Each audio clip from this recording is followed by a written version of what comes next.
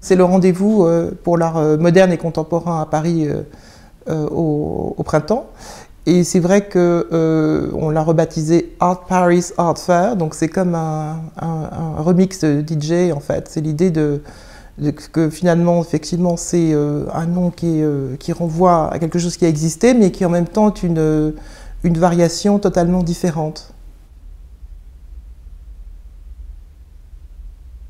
Elle reste une foire généraliste d'art moderne et contemporain, avec une incursion d'ailleurs dans le design de création, dans le design contemporain, puisqu'il y a un secteur qui s'appelle série limitée et qui accueille des éditeurs qui produisent en fait des objets exclusifs et qui sont des objets qui sont à la jonction de l'art et du design.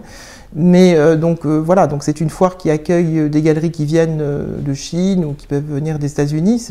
C'est une foire ouverte sur le monde. Mais effectivement, elle a cette année, en 2012, une ambition tout à fait particulière, c'est celle de promouvoir les scènes artistiques européennes. Voilà, d'être une foire qui finalement va parler d'Europe et va revenir aussi sur la création européenne. À la fois, moi, j'engloberais le côté économique et esthétique. Je pense qu'effectivement, le monde est dominé par le marché anglo-saxon. C'est une réalité, mais je pense qu'effectivement, l'Europe a encore beaucoup à dire. Et je pense que l'Europe est désunie, en fait. Et c'est ce qui fait sa faiblesse. Et je pense aussi, est-ce que c'est l'air du temps? Je pense qu'on parle beaucoup des pays émergents, ce qui est bien. Enfin, on parle des Chinois, des Indiens, des Brésiliens, des Africains. Mais je pense qu'on est en train d'oublier beaucoup de choses. On est en train d'oublier aussi cette assise européenne sur laquelle le socle de culture qui est extraordinaire. Paris est plus que jamais un carrefour. Je pense dans le contexte actuel aussi, elle a une stabilité, la stabilité des institutions. Il y a de plus en plus de développement, d'abord des galeries étrangères qui viennent s'installer à Paris.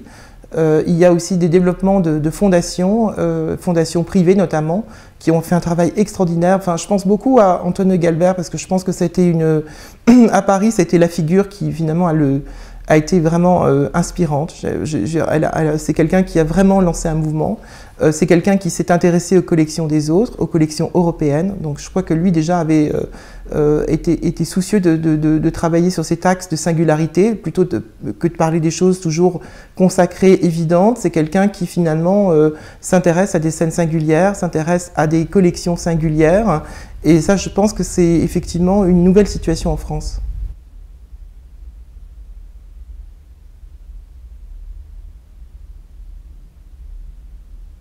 La foire va être renouvelée au moins à plus de 56%, avec beaucoup de nouveaux arrivants.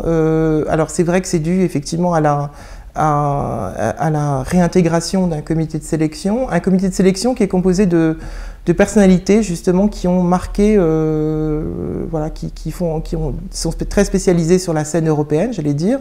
Ont un regard à la fois historique et contemporain. Donc au niveau de la France, c'est Bernard Cesson, Catherine Isser, Priska Paskier qui vient de Cologne.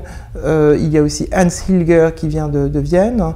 Et puis, j'oublie aussi Martine Schneider, Speller qui vient du Luxembourg c'est l'espace Beaumont Public. Et puis, une Genevoise qui est Barbara Polla, qui a la galerie Analix Forever, et qui, elle, s'est beaucoup distinguée sur des travaux avec Paul Arden, où elle met en avant des artistes turcs. Enfin, c'est quelqu'un qui a fait beaucoup de travail d'exploration sur la scène européenne.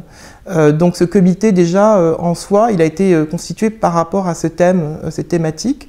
Et deuxièmement, c'est vrai que beaucoup d'exposants, puisqu'on a fait aussi un travail, disons, de promotion, on s'est beaucoup déplacé, on a fait un travail, disons, de recherche pour trouver des galeries qui aussi correspondaient, travaillent dans cet axe-là.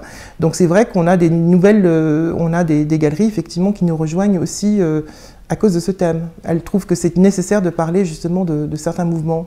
La date butoir pour les inscriptions pour les galeries, c'est le 16 janvier.